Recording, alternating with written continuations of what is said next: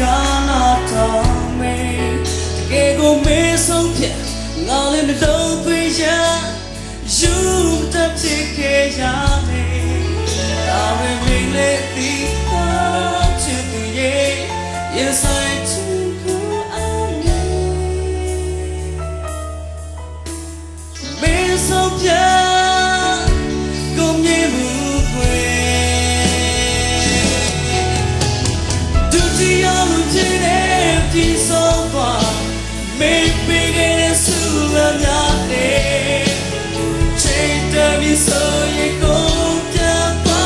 ရတော့မယ်ဒုတိယလူဖြစ်တဲ့ကိုချစ်ကမင်းလုံးမလည်းလွဲချော်ခဲ့လုံးမတဲ့ကချစ်တွေနဲ့အေးစေ